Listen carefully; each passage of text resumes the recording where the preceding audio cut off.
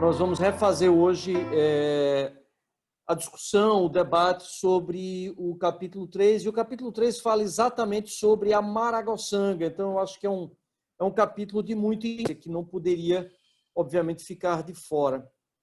E a gente conta no livro como nasceu a Maragoçanga, e a primeira história que eu conto é que, bom, na verdade, entre 2012 e 2014, 15, eu me envolvi aí numa série de retiros, viajei para vários lugares do mundo, para o Tibete, para a Índia, até para a Austrália, fiz vários retiros aqui no Brasil sobre retiros budistas, retiros de yoga, retiros do hinduísmo Vedanta, enfim.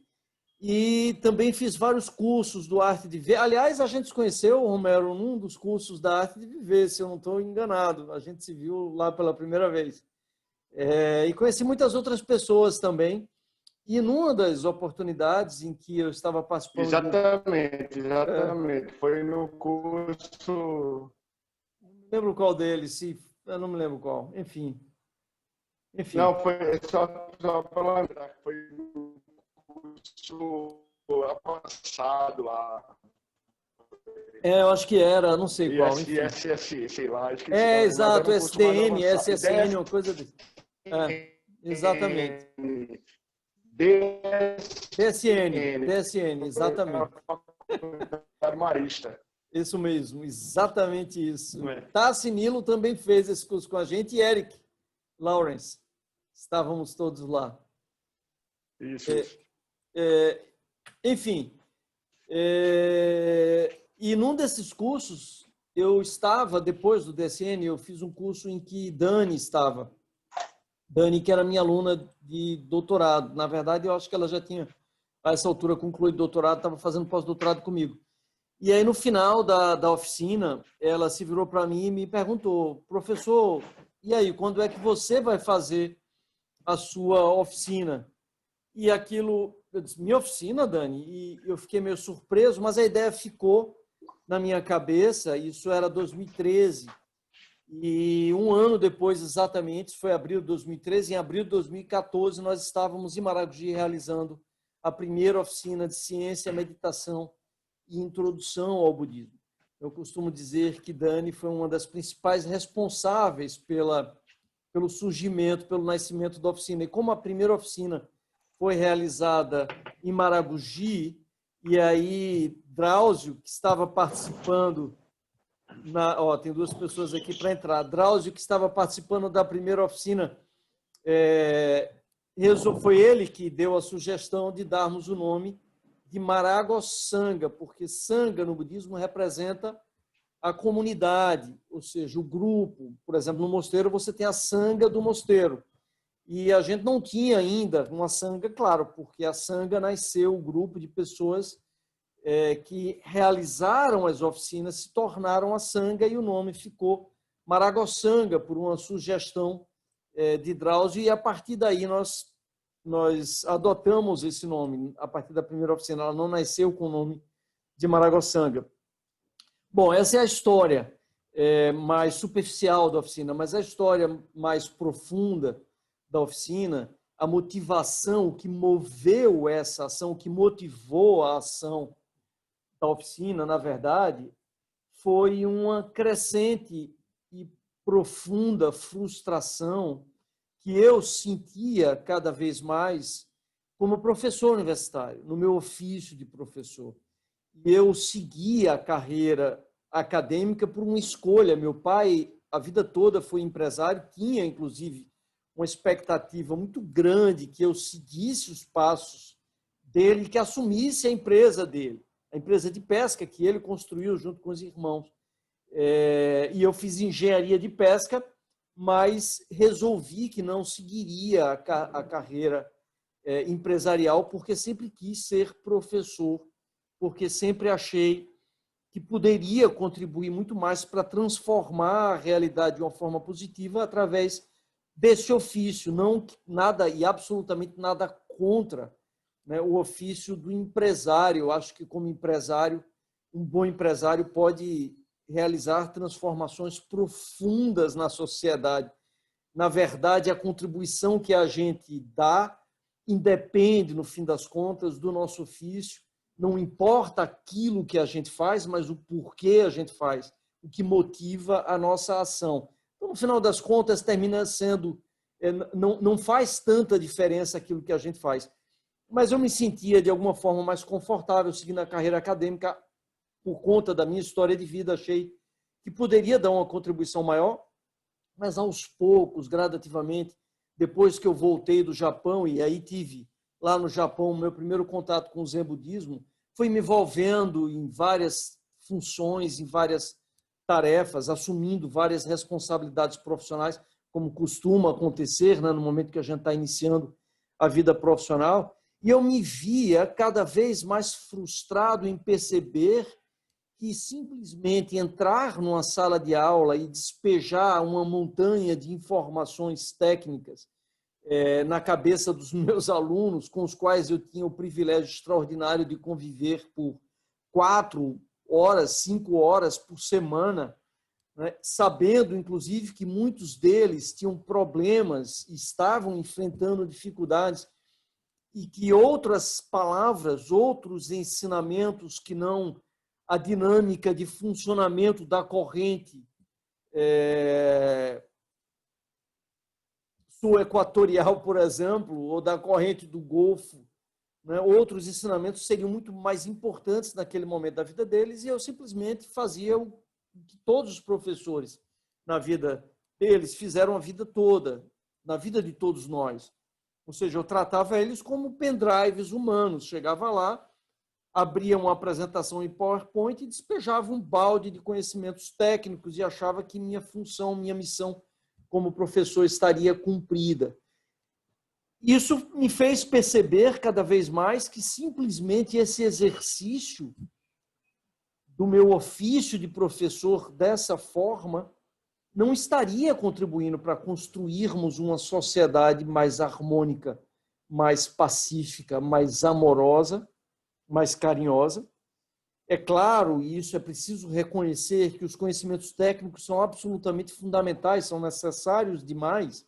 Nós temos que ter médicos que saibam diagnosticar os males dos seus pacientes e saibam realizar uma cirurgia. Nós temos que ter arquitetos que saibam desenhar uma residência, um prédio, e temos que ter engenheiros civis que saibam construí-los.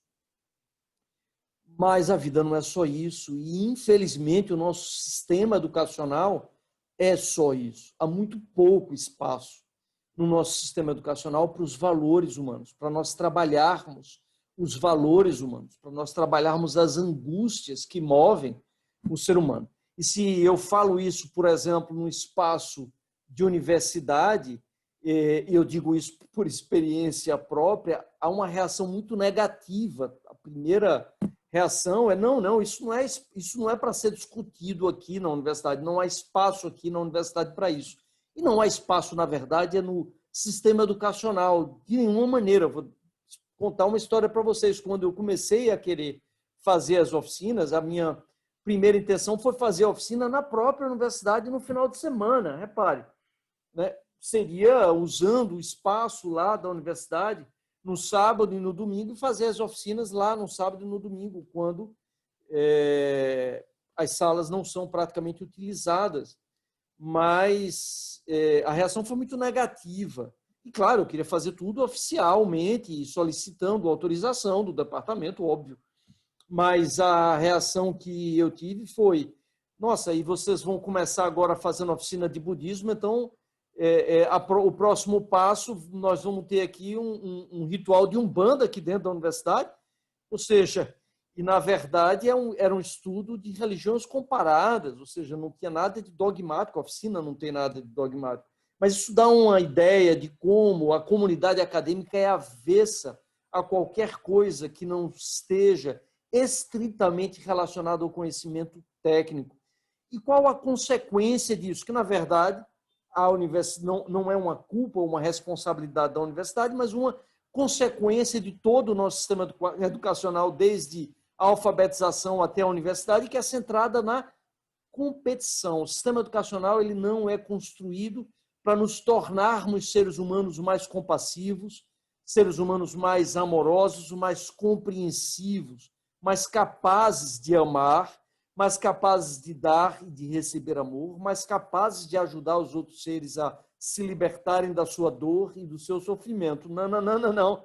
Nada disso cabe no nosso sistema educacional. O que cabe no nosso sistema educacional é decorar toneladas e toneladas de informações inúteis para participarmos de competições, para fazermos provas e para sermos escolhidos em função dos resultados que nós alcançamos nas provas que fazemos, inclusive sem compreendermos que nós estamos fazendo uma mesma prova para seres humanos completamente diferentes, com vocações diferentes, com habilidades diferentes.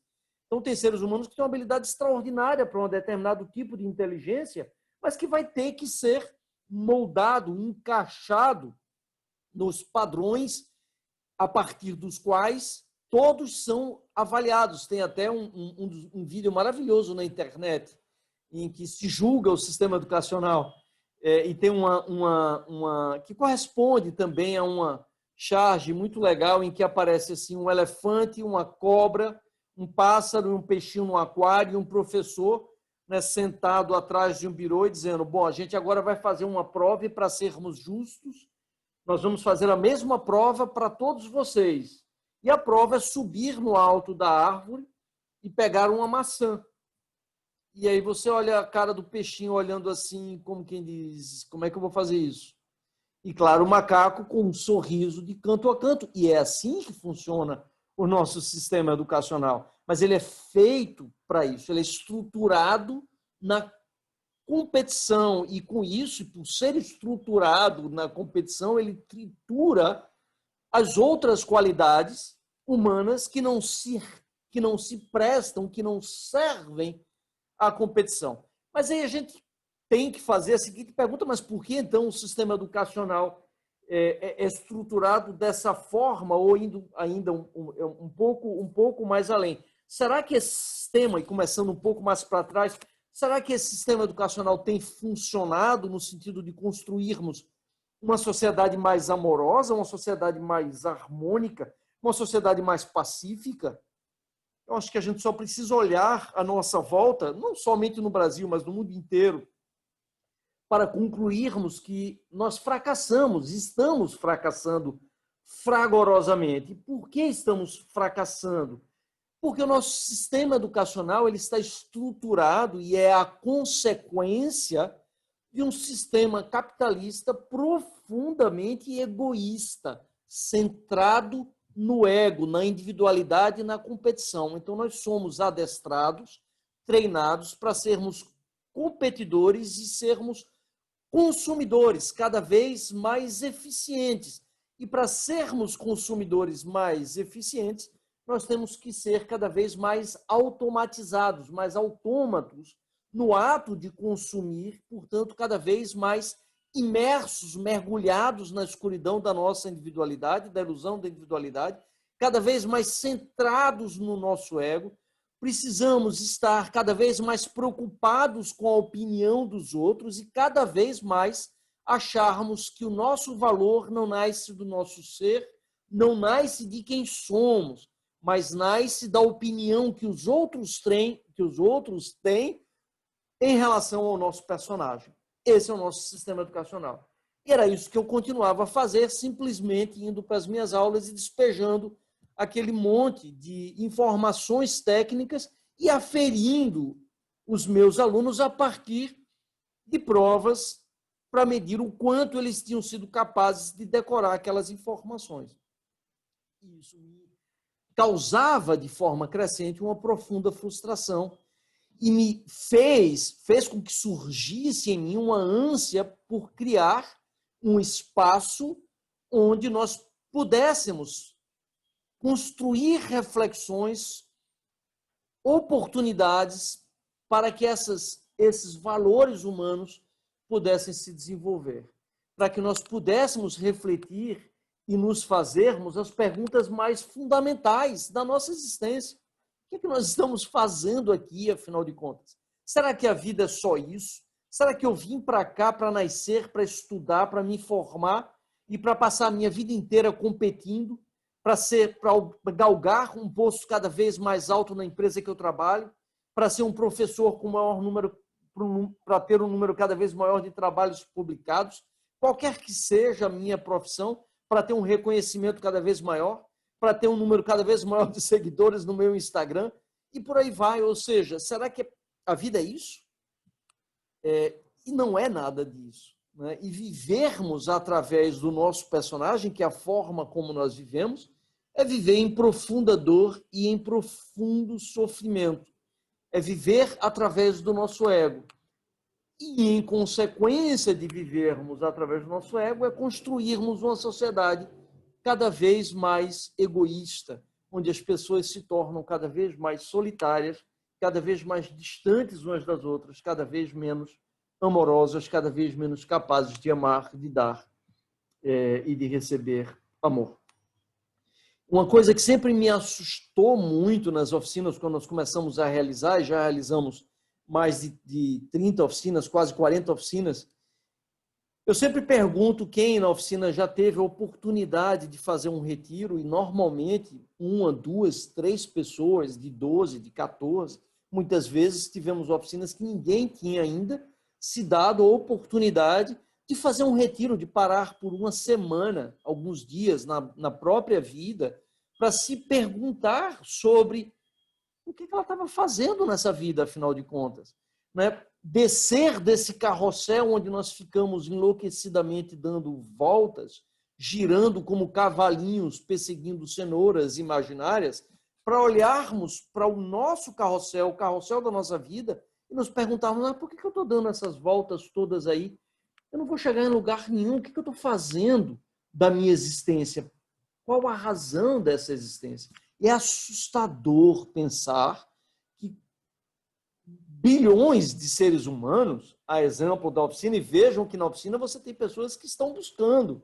Então, imagine numa sociedade, de uma maneira geral, quantas pessoas tiveram, de fato, a oportunidade de se fazer essas perguntas fundamentais. Quantos de nós não vivem essa vida de uma maneira completamente automatizada, acordando e dormindo, entrando fim de semana e saindo do fim de semana, entrando o mês e saindo o mês, simplesmente rodando nesse carrossel indefinidamente, sem se perguntar nunca qual a razão desse carrossel. Eu postei recentemente uma frase de Saramago sobre a ilha. Eu não me lembro exatamente. Eu já incluí, Paty. Eu já incluí. Uma frase de Saramago. Bem-vindo, Dil. Uma frase de Saramago que dizia que a gente só consegue ver a nossa ilha quando saímos dela. Nós só conseguimos enxergar o nosso carrossel quando nós saímos dele. E é absolutamente assustador o número, a imensa, vasta maioria de seres humanos que atravessam essa existência sem nunca descerem do carrossel e, portanto, desperdiçando a oportunidade preciosíssima, extraordinária que nós recebemos, que é a nossa vida. Oportunidade para quê? Oportunidade para aprendermos. Mas aprendermos o quê? Aprendermos a amar. O que significa aprendermos que amar é compreendermos o nosso pertencimento a todos os seres, que significa se libertar da ilusão da individualidade, se libertar da ilusão do ego, que significa se iluminar, segundo o budismo, segundo o hinduísmo, segundo o cristianismo. Vocês podem dizer, mas o cristianismo também? Não, claro que sim. Qual foi o principal ensinamento do Cristo, senão amar o próximo como a ti mesmo?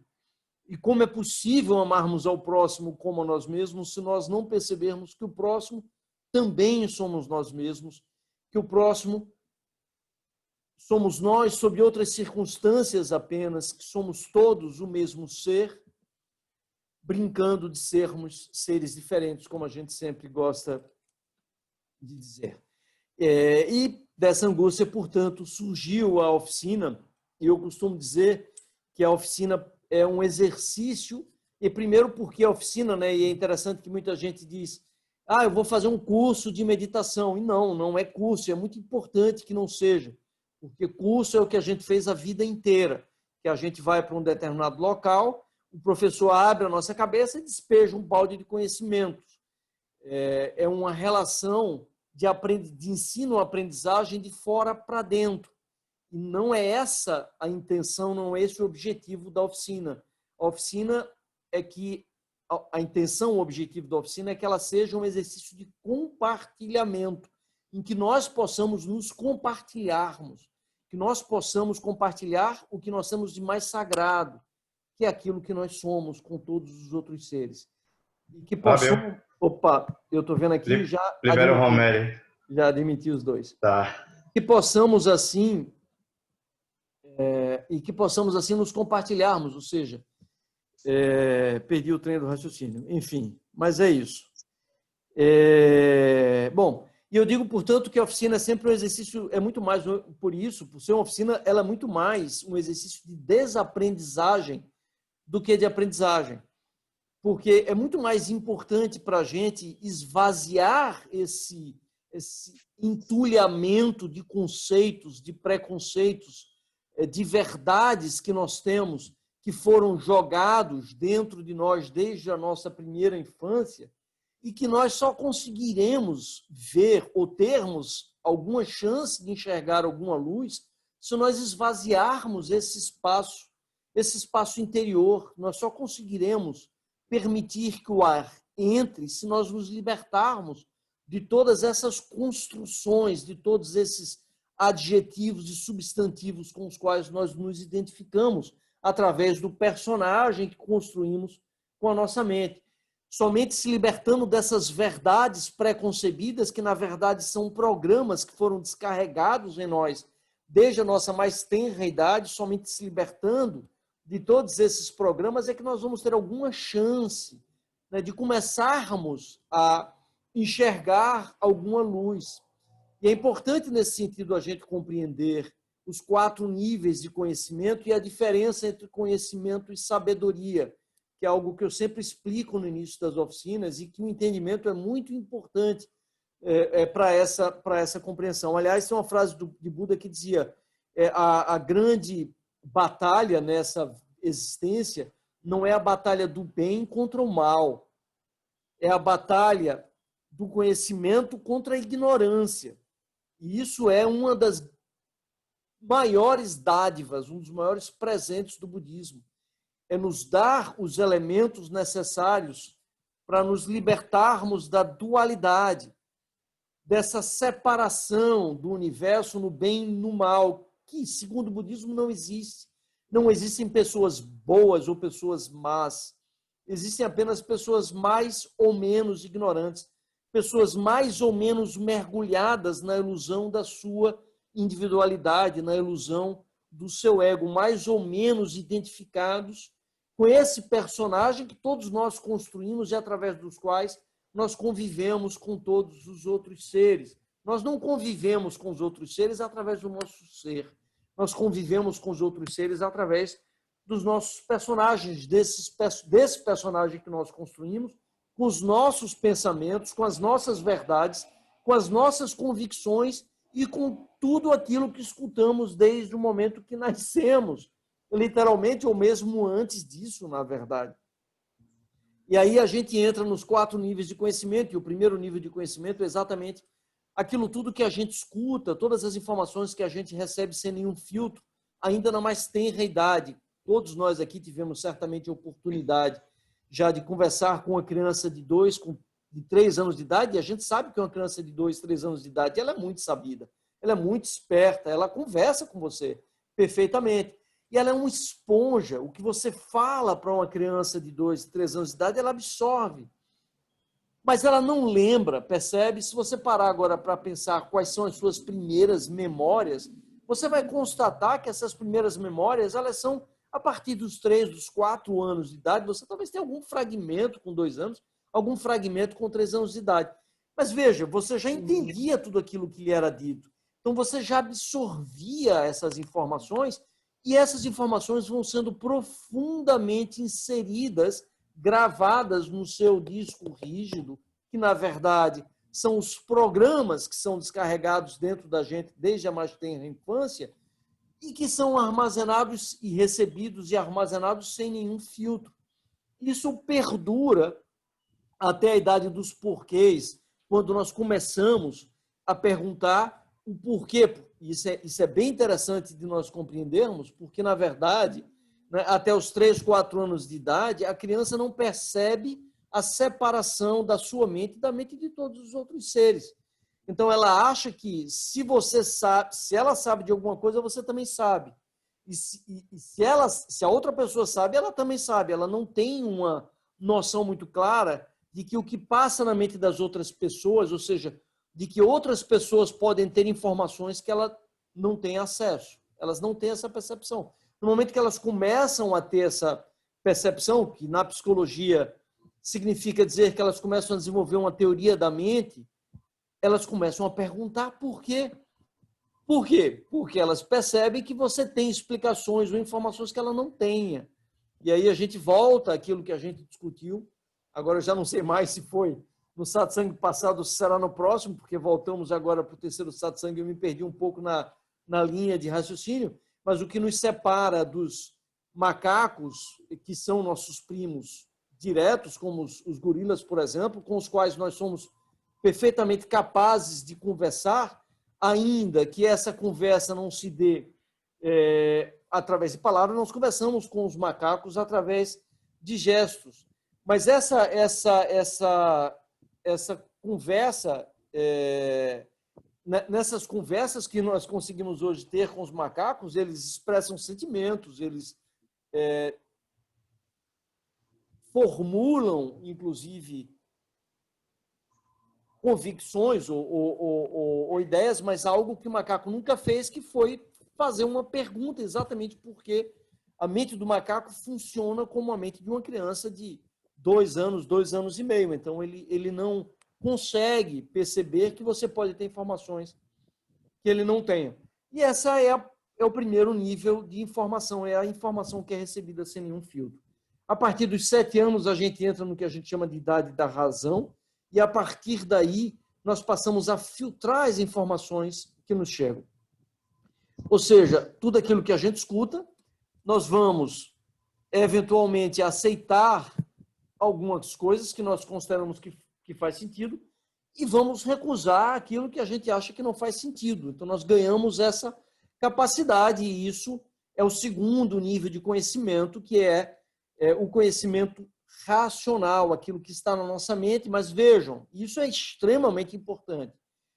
Aquilo que a gente aceita como fazendo sentido, como sendo lógico, necessariamente vai ter que passar por um filtro que são as informações iniciais que nós recebemos quando tínhamos 1, 2, 3 anos de idade, sobre a qual nós não tenhamos nenhum controle.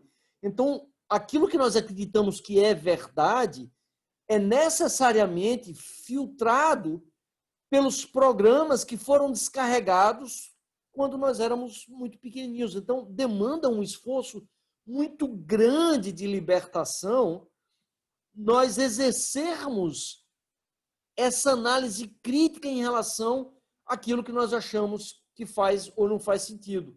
Compreender que aquilo que a gente acha que faz ou não faz sentido, inevitavelmente está enviesado por conta de todos os programas que foram baixados em nós quando nós tínhamos 2, 3 anos de idade. E é muito difícil se libertar desses programas e desses filtros. Bom, o terceiro nível de conhecimento e aí tem uma forma engraçada de falar isso, né, que a maior distância que existe no universo é uma distância de pouco mais de 20 centímetros, que é a distância que separa a nossa razão, o nosso cérebro, do nosso coração, um pouco mais de um palmo, aí 30, 40 centímetros, talvez 2 palmos, que separam o nosso cérebro do nosso coração. Por que essa é a maior distância que existe no universo?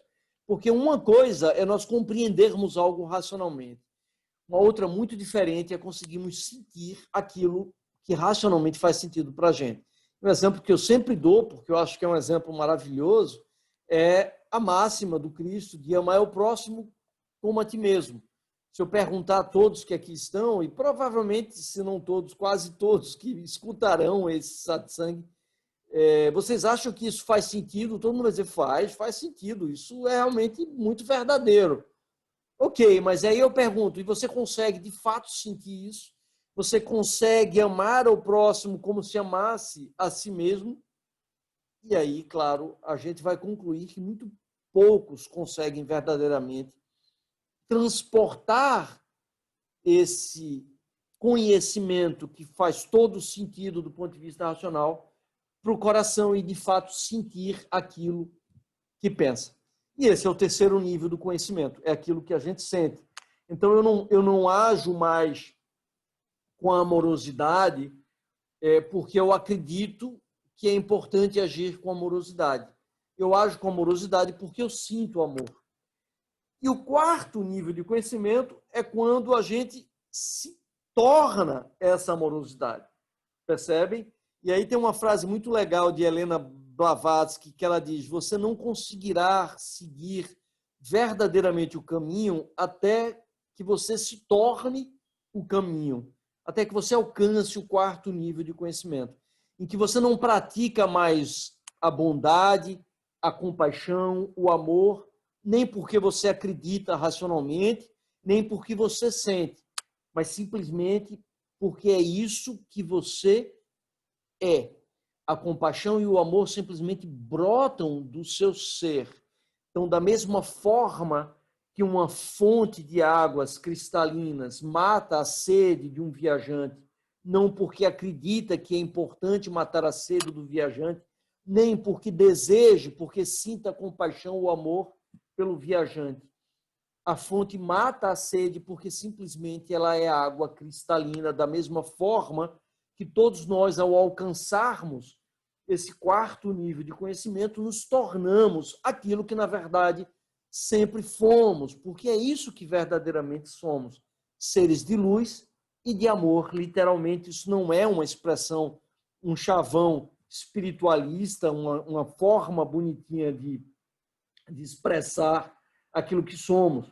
Nós somos luz por razões físicas, inclusive, que discutiremos, na verdade já discutimos, né? Mas no âmbito do terceiro capítulo discutiremos um pouco mais à frente, a partir do capítulo 6, no livro. Nós vamos entender por que quando eu digo nós somos luz, nós somos literalmente luz. E somos amor, porque amor, no sentido real da acepção da palavra, do seu significado, significa pertencimento, significa percebermos, compreendermos espiritualmente o nosso pertencimento a todos os seres que são parte de quem somos de forma indivisível. Como todas as folhas de uma imensa castanheira são parte da mesma castanheira, da mesma maneira que a raiz mais profunda de uma flor de lótus enterrada na lama é a mesma planta que a flor lilás resplandecente na superfície das águas sobre a luz iridescente do sol. Percebem? Todos nós somos partes desse mesmo ser se manifestando de diferentes maneiras, se manifestando de diferentes formas. E compreender esse nosso pertencimento é amar verdadeiramente todos os seres. Então, quando nós nos tornamos aquilo que acreditamos e aquilo que sentimos, nós alcançamos verdadeiramente a iluminação, porque esse pertencimento passa a ser intrínseco a quem sempre fomos na verdade. Então, se iluminar é, na verdade, despertar para aquilo que sempre fomos. Ou seja, é despertarmos desse sono profundo no qual estamos imersos, mergulhados, que nos impede de perceber quem verdadeiramente somos. Mas, para isso, nós precisamos abandonar o sonho, e isso é muito difícil. Isso nos leva de volta àquela frase de Alan Watts, ou seja, despertar para quem se é, para quem se verdadeiramente é, para o verdadeiro ser, implica desapegar-se daquilo que a gente acredita que seja. Isso é muito difícil, porque nós passamos a vida inteira construindo esse personagem. Então, se iluminar significa praticar um egocídio, ou seja, um suicídio do ego. Isso é algo que muito poucos de nós está disposto a fazer. Mas, enfim, esses são os 4 níveis de conhecimento, portanto, e é importante a gente entender esses 4 níveis de conhecimento, como eu disse, entender também a diferença entre conhecimento e sabedoria. Nós podemos pegar todo o conhecimento disponível na humanidade, gerado pela humanidade ao longo dos seus 4 milhões de anos de história, ou de 5, 6 mil anos de civilização, e colocarmos todos esses conhecimentos em um supercomputador, por exemplo, que terá todo o conhecimento da humanidade, portanto, ele terá um volume gigantesco de conhecimento, mas não terá nenhuma sabedoria no uso desse conhecimento. Então, é importante a gente ter essa compreensão da diferença entre conhecimento, que é a informação, e sabedoria, que é o uso que eu dou a essa informação. E por que isso é tão importante de compreendermos? Porque é exatamente dessa diferença, possivelmente, que venha sucumbir, venha perecer a nossa espécie. Por quê?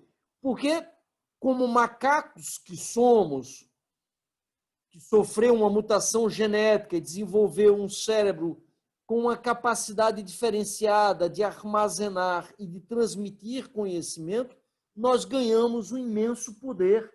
Porque, claro, a capacidade de armazenar e de transmitir conhecimento confere poder. Quanto mais conhecimento alguém tem, quanto mais informação alguém tem, obviamente, melhores serão as escolhas que esse alguém fará num ambiente de competição. Então, para uma espécie que disponha de conhecimento, quanto mais informação uma espécie tiver, mais eficiente, mais eficaz ela competirá com as outras espécies, mais poderosa ela se tornará. Mas se esse conhecimento não vier acompanhado da sabedoria no seu uso, ele pode perfeitamente conduzir essa espécie à autodestruição, que é exatamente o que a gente está vivendo. Então, nós somos literalmente um macaco com um AK-47 na mão. Antes fosse um AK-47. Nós somos um macaco que dispõe de um arsenal atômico capaz de destruir todo o planeta Terra. É isso que nós somos. E como é que nós conseguimos construir esse arsenal atômico? Com informação, com conhecimento. Mas, infelizmente, há um descompasso imenso entre a nossa capacidade de armazenar, de adquirir, de armazenar e de transmitir conhecimento e da nossa capacidade de adquirir e de transmitir sabedoria. E a razão para isso é que o conhecimento, a transmissão do conhecimento é um processo que se dá de fora para dentro. Aquilo que eu falava no ofício de professor. Você chega numa sala de aula e você ensina equações matemáticas, circulação oceânica, correntes marinhas para os alunos que lá estão, e eles recebem aquela informação e são capazes de assimilar. A sabedoria, não. A sabedoria é um processo de dentro para fora, que muito habilmente a Monja Coen nos diz, em uma das suas palestras, que por essa razão, a porta para o caminho que nos conduz ao caminho da libertação e do crescimento espiritual é uma porta que só pode ser aberta pelo lado de dentro. Então, a sabedoria ela nasce de dentro para fora e não de fora para dentro. E nós não temos como abrir a porta para ninguém, nem empurrar ninguém para dentro dessa porta. E no filme Matrix tem aquele diálogo muito famoso, que na verdade é o principal diálogo do filme entre Morpheus, que não coincidentemente é o deus, né, dos sonhos na mitologia grega, é quem guarda os sonhos, e claro, ele está conversando com Neo, que está imerso no sonho, na Matrix, que é Maya no budismo, que é a ilusão dentro da qual nós vivemos acreditando que é real. E Morpheus diz a Neo, infelizmente, Neo, você vive em uma prisão criada pela sua mente e que, portanto, você não consegue ver, cheirar ou sentir. E, infelizmente, também ninguém pode lhe mostrar o que é a Matrix. Você tem que ver a Matrix por você mesmo. Que é a mesma história da caverna de Platão. Somente aqueles que conseguem sair da caverna percebem a luz do sol e o que significa, o que representa a luz do sol. Conseguem entender que tudo que nós vemos dentro da caverna não são mais do que sombras projetadas pela nossa mente.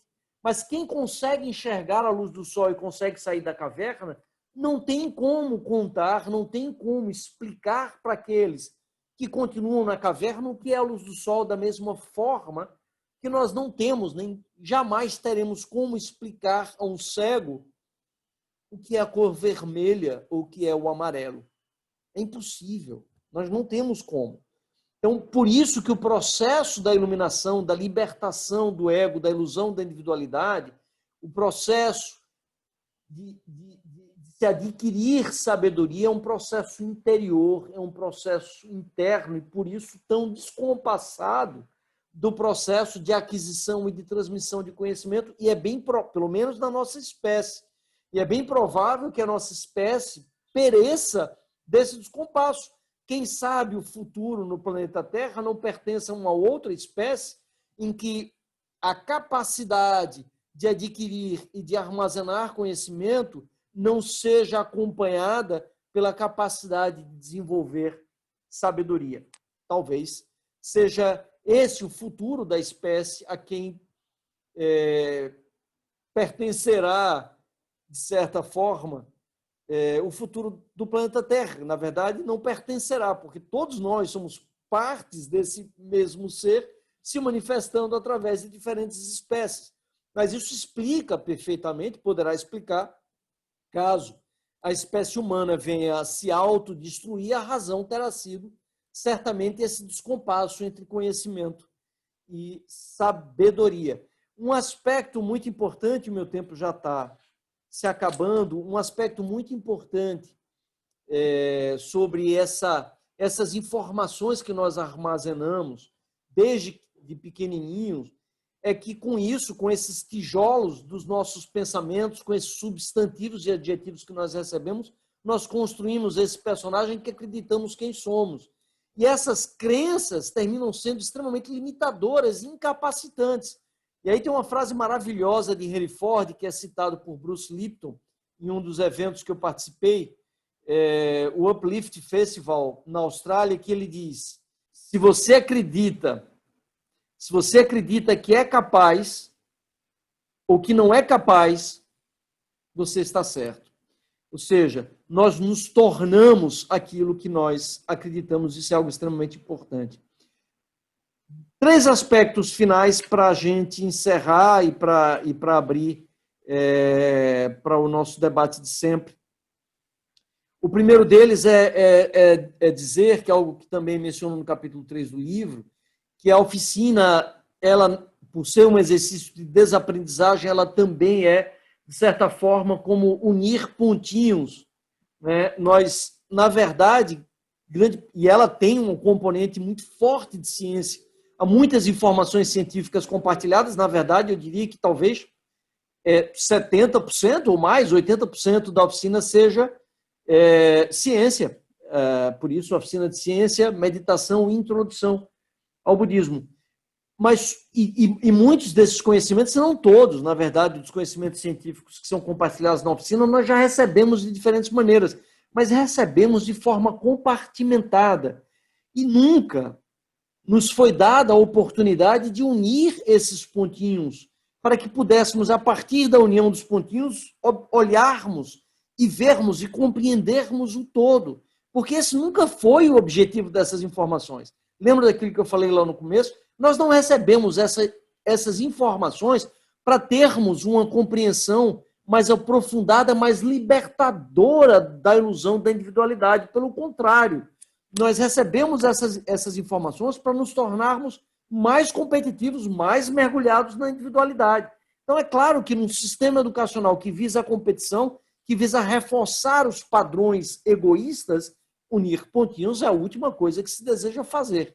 O importante é que você aprenda 1 tonelada, milhões de bits de informação, mas não saiba o que fazer com essas informações, a não ser responder perguntas estúpidas em uma prova qualquer, porque é disso que se trata o nosso sistema educacional. E é também, de certa maneira, um jogo, um quebra-cabeças, na verdade, só que, diferentemente, né, quando a gente compra um quebra-cabeça, a gente tem aquela figura na capa, a gente sabe o que está montando. Na oficina, não. A gente recebe um quebra-cabeças, a gente nunca viu aquela imagem antes, e a gente começa a encaixar as pedrinhas e num dado momento a gente olha e diz, nossa, como é que eu nunca tinha visto isso antes? Claro, você nunca tinha visto isso antes porque você foi treinado, nós fomos treinados para não ver, para não enxergar. E enxergar é uma palavra muito importante aqui, porque o que nós fazemos na oficina é iluminar essa realidade transcendente à nossa capacidade de compreensão racional a partir de diferentes ângulos de visão.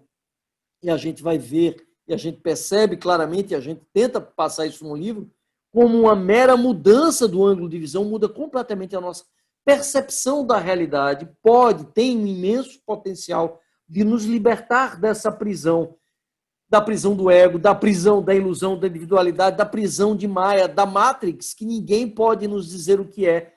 Que cada um de nós tem que enxergar, e a única forma de enxergar é iluminando, pelo menos uma das principais, a forma que nós encontramos de facilitar esse processo para que consigamos todos enxergarmos a prisão na qual vivemos, enxergarmos o sonho dentro do qual nós estamos profundamente imersos nesse sono profundo, é iluminar essa realidade transcendente a partir da ciência, a partir da filosofia, a partir da religião, a partir de diferentes ângulos. E num dado momento, a montagem dessas pecinhas vai criar uma imagem, a Matrix, a ilusão de Maia, que a gente vai olhar e vai dizer, nossa, sempre esteve na minha frente, eu nunca percebi, eu nunca tinha me dado conta, né, da imagem que agora aparece. Algumas pessoas perguntam qual a linha do budismo que a gente segue e, na verdade, não seguimos linha nenhuma porque nós não somos budistas. E por que não somos budistas? É importante explicar isso também. Porque no momento que nos confessássemos budistas, significaria, nos confessássemos, na verdade, nos professássemos, não confessássemos, nos professássemos budistas, nós estaríamos dizendo que não somos cristãos, que não somos rumistas, ou seja, que não comungamos com os ensinamentos de Rumi, nem de Alan Watts, nem de Jiddu Krishnamurti e de tantos outros mestres iluminados. Então, nós não somos budistas da mesma forma que o Buda não era. Como Cristo não era cristão, não existia o cristianismo quando Cristo veio à Terra, então ele não era cristão, ele era Cristo. Então, nós somos, na verdade, todo esse conjunto amplo de conhecimentos capazes de nos libertar, capazes de nos tornar seres mais livres, sobretudo libertos, e capazes de amar, de dar e de receber amor. E é sobre isso que todas as religiões deveriam ser instrumentos, veículos para a nossa libertação e não para o nosso aprisionamento numa determinada doutrina que não deixa de ser uma nova prisão. E sobre isso a gente fala lá na frente, no livro. É importante dizermos que nas oficinas a gente busca repetir as rotinas que eu tive a oportunidade de vivenciar nos mosteiros. Isso é algo bastante importante, né, para a gente entender, e algumas lições são muito importantes, como a forma como a gente, por exemplo, faz as refeições, né, e tudo tem um significado, tem um simbolismo que a gente busca transmitir na oficina. E, por fim, mencionar algo que é muito importante também, que as oficinas são 100% gratuitas, ou seja, nós não cobramos absolutamente nada nas oficinas, nem a alimentação, nem a hospedagem, elas são oferecidas gratuitamente. E há duas razões importantes para isso. A primeira delas é que, se vocês lembram no início da minha exposição hoje, eu disse que uma das principais motivações para a criação da oficina foi a angústia que eu sentia por não ter a oportunidade de compartilhar um espaço onde nós pudéssemos trabalhar os valores humanos. Os meus alunos eram uma das principais motivações. E se nós cobrássemos por essas oficinas, grande parte dos meus alunos não poderiam realizar. E a gente tem visto cada vez mais isso, né? A espiritualidade, infelizmente, se tornou um produto extremamente elitizado, porque grande parte das oficinas que se tem disponível, que se pode fazer por aí, são muito caras. Um aluno meu jamais teria condição, ou grande maioria dos meus alunos não teriam condições de pagar 400, 500, R$1.000 por uma oficina de uma semana, porque muitos deles não têm nem dinheiro para pagar o ônibus, muitas vezes, para ir para a universidade, como poderiam pagar para fazer uma oficina. E, em segundo lugar, esses ensinamentos todos nos foram dados gratuitamente. Cristo não cobrou por eles, Buda não cobrou, como nós poderíamos cobrar para compartilhar esses ensinamentos que não nos pertencem. Então, nós fazemos questão absoluta de oferecer as oficinas gratuitamente, e também o livro ele não é oferecido gratuitamente, obviamente, porque não há como, há um custo de edição, de distribuição, de publicação que não tem como nós arcarmos. Mas 100% do resultado da venda do livro será convertido no oferecimento de oficinas para que nós possamos, obviamente, após a pandemia, oferecer um número cada vez maior de oficinas. Estamos, claro, nesse momento, num esforço muito grande de divulgação do livro, para tornar o livro mais disponível quanto possível para um número cada vez maior de pessoas, porque eu vejo o livro, de fato, como uma oficina de papel. Então, talvez, se nós conseguirmos divulgar bem o livro, se nós conseguirmos fazer com que o livro atinja um número grande de pessoas, é como se um número muito maior de pessoas pudesse, de repente, estar fazendo a oficina.